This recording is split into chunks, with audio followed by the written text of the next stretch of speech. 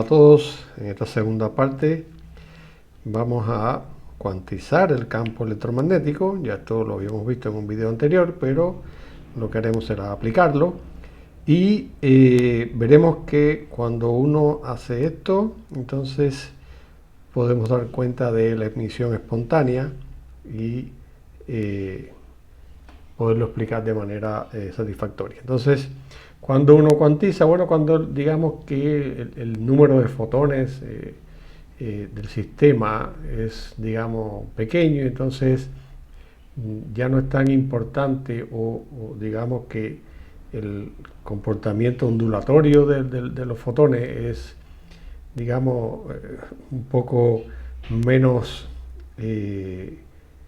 predominante que el comportamiento cuántico. Entonces ese comportamiento, digamos, de partícula de la radiación ya no es despreciable, y entonces tenemos que considerar un tratamiento, digamos, cuántico al fenómeno. Entonces, bueno, lo que habíamos hecho y anteriormente era cuantizar este campo electromagnético, y en este caso, como nosotros teníamos que el vector K es perpendicular a la dirección de propagación, perdón, que el plano, sí, el plano el plano, digamos, de A es el potencial vector, es perpendicular a la dirección de propagación. Entonces, digamos, uno puede expandir el A,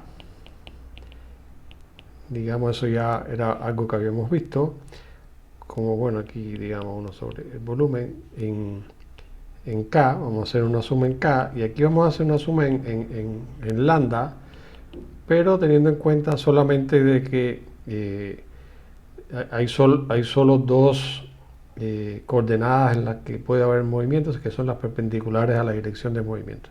Entonces aquí vamos a tener un a lambda, o sea, A depende de lambda y de K, y vamos a tener este epsilon, que es la polarización, y tengo una parte exponencial que sería kr menos omega t, y tengo el conjugado de esto que tengo en lambda, en K, epsilon lambda, aquí todo vamos a ponerle conjugado, y todo esto y a la menos i kr menos omega t. Digamos que esto es cuando uno expande, digamos, de alguna manera parecido a una expansión en serie de Fourier de A sub R en esto. Era un poco lo que habíamos hecho antes. Entonces, cuando ya nosotros en esencia habíamos hecho algo similar, y ahora fíjense que lo que vamos a obtener y lo que vamos a obtener a lo largo de todo esto es que ahora nuestro hamiltoniano no solo va a ser un H0 más un V en T, sino que ahora va a haber un hamiltoniano asociado a este campo electromagnético, le vamos a llamar HR por el de radiación.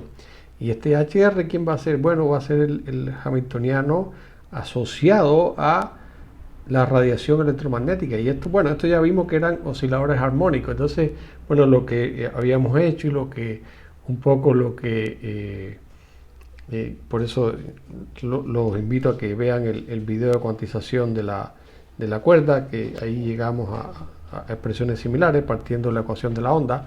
Y entonces, bueno, uno lo que hace es introducir unos determinados operadores que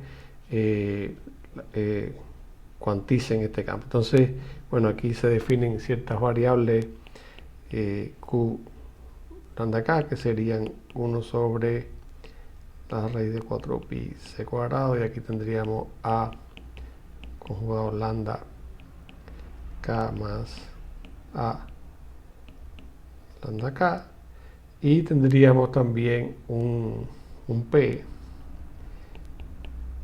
que sería I omega K raíz de 4pi c cuadrado. Bueno, igual esto es un proceso similar a lo que estuvimos viendo, repito, cuando vimos lo de la cuantización de la cuerda. Entonces aquí tenemos a lambda K. Entonces, en función de estos nuevos operadores o estas variables que estamos introduciendo, llegábamos a un HR.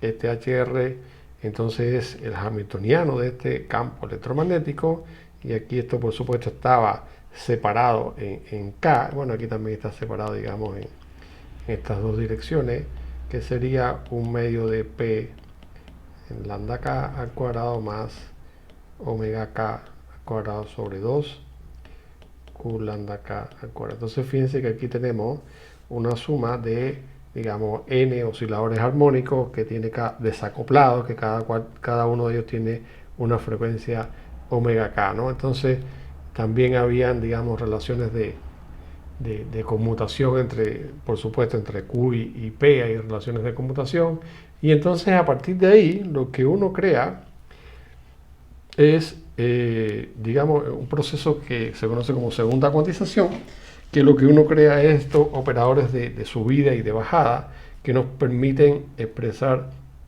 el hamiltoniano en términos de operadores de creación y destrucción. Entonces uno define un A lambda K como aquí. Lo importante no son tanto los detalles matemáticos, sino la implicación física que tiene cuantizar esto. Entonces, o sea, para ustedes, entonces aquí uno define el A, bueno, como en función de Q y de P. Esto es similar a lo que se hace en el oscilador armónico, cambian un poco las variables y demás, pero es muy similar. Entonces definimos el A, el operador, digamos, de destrucción, el operador de creación, que sería la daga, bueno, es el conjugado del anterior, ¿no? El conjugado este. El conjugado significa lo único que va a cambiar es este signo, el signo menos, este es el único que va a cambiar. ¿Ok?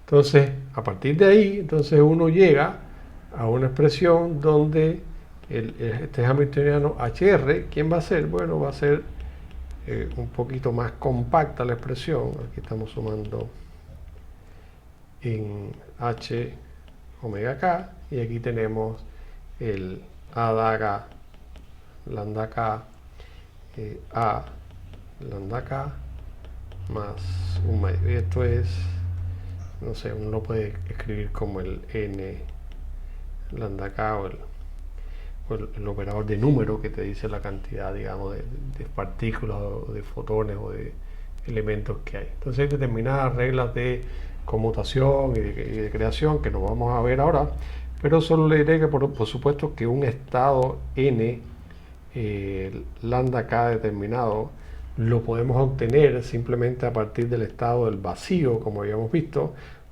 con sucesivas aplicaciones de el operador de creación, digamos, a lambda K a la n lambda K. Esto aquí hay un factorial, o sea, una raíz,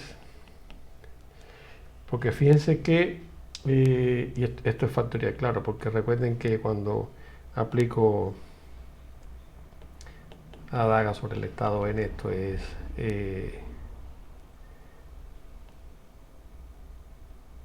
raíz de n más 1, n más 1. ¿Ok? Entonces ahí vamos generando. Entonces, ¿qué es lo que me está diciendo esto? Bueno, este estado me está diciendo que yo tengo en este determinado estado n lambda K un fotón, o sea, lo tengo ocupado, ¿no? Entonces esto lo que me da es el número de ocupación. Entonces, digamos que un estado general de mi sistema estaría dado, digamos, por una multiplicación digamos, de producto externo de cada uno de todos los estados de lo que estaría compuesto, digamos, de todos los fotones que están componiendo el sistema. Y cada uno de estos fotones estaría dado por determinados números cuánticos que estarían asociados a K, estaría asociado a la frecuencia que tiene, y así sucesivamente voy a tener estados que me van a dar cuenta de, digamos, el campo electromagnético, cómo lo puedo representar. ¿Ok? Entonces, esto, ¿qué es lo que me está diciendo, ¿no? O lo que me está diciendo es que entonces ahora mi función de onda o mi sistema va a tener una componente espacial y una componente que va a estar asociada a, digamos, la ocupación que tiene o cómo está representado el campo electromagnético ahí. Ok, entonces bueno, pero fíjense que ahora ya vamos a tener y ahora vamos a ver cómo podemos nosotros introducir dentro de este A que tengo acá, cómo podemos introducir los operadores de creación y destrucción. Entonces, bueno, la manera no es tan complicada porque simplemente lo que nosotros vamos a hacer es, a partir de las expresiones que estamos obteniendo para los A y de estas expresiones que tenemos para los A en función de Q, y aquí tenemos vamos a decir, el potencial vectorial lo tenemos expresado en función de Q y de P, ¿no? Y de aquí tenemos expresado los operadores de creación y destrucción también en función de P y de Q. Entonces, pues, lo que queremos hacer ahora es encontrar, o lo que les voy a mostrar es que va a haber una relación directa, porque las ecuaciones son muy similares, va a haber una relación directa entre los A, que están asociados al potencial vectorial, a los operadores de creación y destrucción. Entonces, sin entrar en detalle, pero ustedes pudieran comprobarlo, este A, que sería el operador asociado al vector potencial, entonces lo relacionamos con el operador de destrucción a través de la siguiente expresión, ¿no? Entonces fíjense que es una relación, digamos, lineal. Y de igual manera tengo la daga, ¿no? Sería, bueno, esta raíz igual. Y aquí tengo a lambda k, daga. Entonces fíjense que esto, ¿qué es lo que me hace? Bueno, lo que me hace es que ahora fíjense que ahora yo puedo expresar entonces el A de una manera un poquito diferente. Esta expansión que habíamos hecho, esta suma que habíamos hecho en K, y bueno, y en lambda, que son las dos direcciones de polarización, aquí tengo la raíz de 2pi hc cuadrado sobre omega k, tengo el volumen que tenía de antes, y aquí ahora voy a tener a lambda k e a la i kr menos omega t, y aquí tengo además el lambda, que sería el de la polarización, y tengo el otro término que sería más a daga, o sea, el operador de creación, lambda k, y aquí tengo e a la menos y kr menos omega t. Ok, entonces fíjense que ahora puedo tener una expresión para el v que teníamos anteriormente, que el v era digamos, la perturbación, que el v era el producto de A con P, y entonces esto me va a dar una expresión que va a ser ahora muy similar. Aquí estas son las constantes que vienen de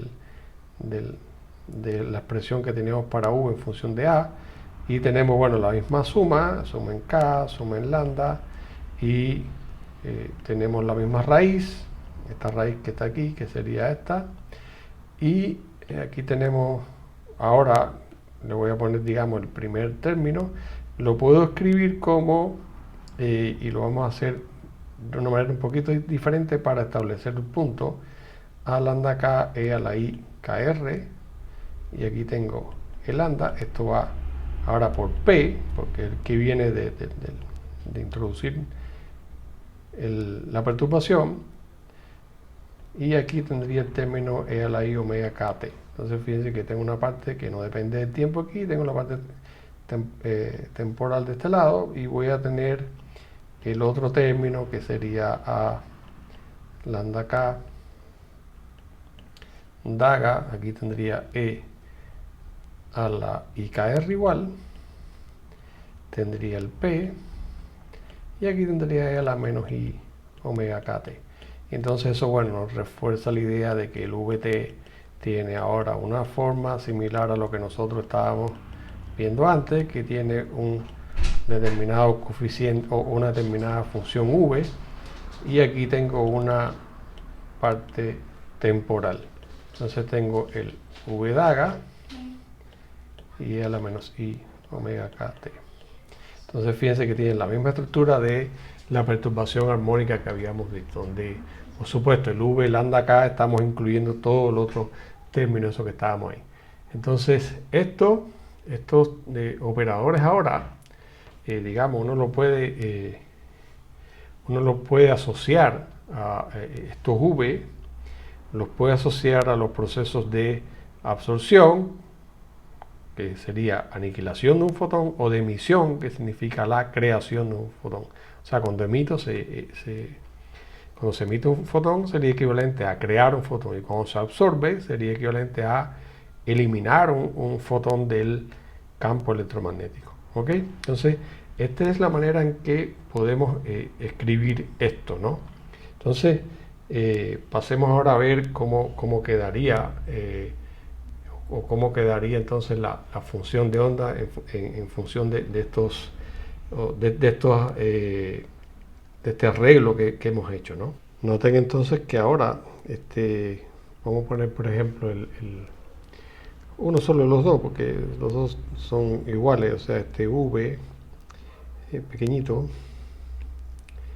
digamos poner el conjugado que vamos a ocupar luego, sería todo este término MEC, tiene la parte de la raíz, 2πh omega kv, y aquí tenemos el A daga, lambda K, tenemos E a la menos I KR, tenemos aquí la polarización, punto P. Y esto sería todo lo que estaría asociado a este término que tiene, digamos, entre comillas, la parte espacial. Pero noten ahora, y esto es importante, ¿cuál sería el estado inicial? El estado inicial de mi sistema, ¿cuál sería? Sería, vamos a llamarle, digamos, de esta manera, sería la superposición de el estado que teníamos anterior, en el que está el átomo, más el estado del campo electromagnético.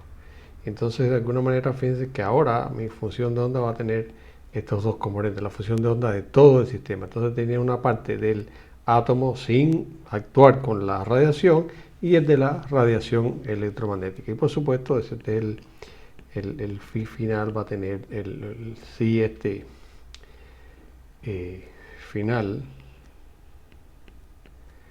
va a tener también, digamos, de igual manera un cierto estado. Este estaría, digamos, un lambda K, pero vamos a ponerle final aquí porque sería el asociado. Entonces, ¿qué es lo que pasa, no? Fíjense que cuando si hay un átomo que vamos a analizar, por ejemplo, el caso de la emisión. En la emisión, ¿qué pasa?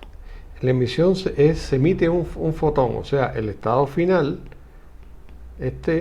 va a ser, digamos, el final, y va a tener vamos a suponer que se emite un fotón con cierta frecuencia omega K, entonces este K va a tener ahora, digamos, un más 1, va a tener, la ocupación va a ser más 1, porque el N lambda K pasó a N lambda K más 1, simplemente por el proceso de emisión. Entonces, ¿cómo uno da cuenta de esto? Entonces esto, fíjense que ahora ya sale de manera natural, porque ahora uno va a tener esto, ¿no? Va a tener aquí el V daga, lambda K actuando sobre phi inicial, y aquí vamos a tener entonces, y bueno, todas estas constantes que ya un poco que me aburren.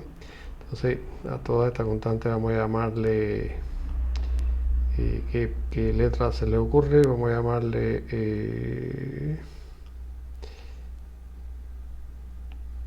M. Ya. Entonces esto va a ser M. Y aquí tengo phi final, que sería la parte asociada al átomo. Esta parte asociada al átomo, entonces va a tener este término, menos I a la IKR.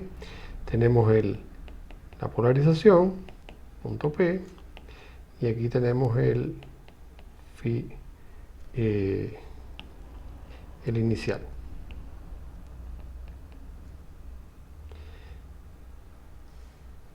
Y esto tenemos entonces además el estado final va a ser n lambda k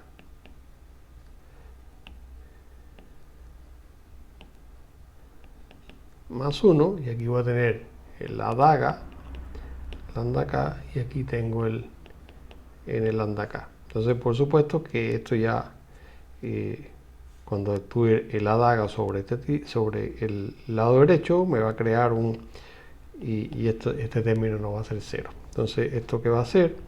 Esto va a ser m, esa constante, y vamos a tener ahora, al actuar esto, aquí me va a salir raíz de n lambda k más 1, que es la forma en que actúa el a daga sobre el estado n, y aquí tengo, bueno, y lo otro me daría un 1, n lambda k más 1 con n lambda k más 1 es un 1, y voy a tener entonces el otro término que estaría asociado simplemente al átomo, que sería final y a la menos IKR, el lambda.p, phi inicial. Entonces fíjense que ahora, ¿qué es lo que pasa? O cuál sería la diferencia con el caso anterior. La diferencia con el caso anterior es que nos aparece esta expresión o esta raíz aquí. Entonces, ¿qué significaría que el campo fuera 0? Si el campo electromagnético es 0 o estamos en el vacío, entonces eso significa que el n lambda k vale 0. Pero entonces fíjense que aquí, a pesar de que n lambda k vale 0, todavía me queda un 1 aquí. Entonces significa que el proceso de emisión es permitido. O sea, este valor esperado va a ser distinto de 0, y por lo tanto existe cierta probabilidad de que en el estado final aparezca un fotón a pesar de que no tenemos un campo electromagnético. Entonces, digamos, de alguna manera eso soluciona el problema que teníamos con la aproximación clásica. Y ahora aquí ya vemos que introducir de esta manera, y un poco que lo vamos a repetir, introducir de esta manera que ahora la función de onda o el estado inicial y el final no solo tienen que tener en cuenta, digamos, el átomo, sino que además el campo electromagnético a través de estos números de ocupación. Entonces podemos dar cuenta de todos los procesos que ocurren a nivel atómico. ¿Ok? Entonces eso era de alguna manera lo que uno tenía. De igual manera uno puede hacer el mismo proceso para la absorción. En el caso de la absorción, este proceso sí es imposible, porque desde el punto de vista de la mecánica cuántica, esto o sea, desde el punto de vista de conservación de energía, no es permitido que o sea, no puede haber paso de un electrón de un nivel a otro si no hay ningún fotón. Entonces, esto, ¿cómo se obtiene? Bueno, sería, ahora en este caso, en vez de utilizar el V daga, es el V normal, el V sin daga, y este sería, tendremos la misma constante m, y aquí tendríamos la parte asociada la parte espacial del átomo y a la IKR. Aquí teníamos la polarización, punto P, phi inicial, tenemos este término, y además de eso, entonces ahora como tenemos este V, vamos a tener, lo que va a pasar aquí es que al destruir un fotón, entonces lo que puede pasar es que se va a acoplar con el estado con un fotón menos. Aquí sería n lambda k menos 1, aquí tendríamos el a lambda k actuando sobre el estado n lambda k. Cualquier otro término va a ser 0, por supuesto. Este va a ser el único que va a sobrevivir. Y esto me va a quedar aquí, entonces, el m. Y aquí me queda raíz de n lambda k. Y bueno, todo el valor esperado, que sería esto que está aquí. Pero fíjense que ahora sí, si el campo es 0, el n lambda k es 0, eso implica que, o sea, si a igual 0, el campo electromagnético, estamos en el vacío, entonces eso implica que este término o este valor esperado es 0 también. Por lo tanto, no hay proceso de absorción, obvio, si no hay campo electromagnético. Entonces, bueno, de alguna manera ya aquí uno puede establecer de manera general las fórmulas para los procesos de emisión y absorción, cuando tenemos en cuenta ya todo y aquí las voy a escribir, aunque ustedes las pueden encontrar en un libro, que cómo sería la expresión general para los dos procesos de absorción y de emisión que hemos visto. Entonces aquí la diferencia con los casos anteriores son las presencias de estos números de ocupación que nos darían cuenta de la cuantización del campo electromagnético. Entonces, bueno, aquí tendríamos estas dos expresiones. Y entonces esto de alguna manera nos ya cierra todo el tema de, claro que tendríamos el delta igual, e final menos e inicial, más h omega k en el caso de la emisión, y tendríamos lo mismo para la absorción, bueno, lo mismo no, un poquito diferente, y sería igual 4pi cuadrado de cuadrado sobre, pero aquí tengo n lambda k en vez de n lambda k más 1. Este 1 es el que hace la diferencia. Entonces aquí tengo la expresión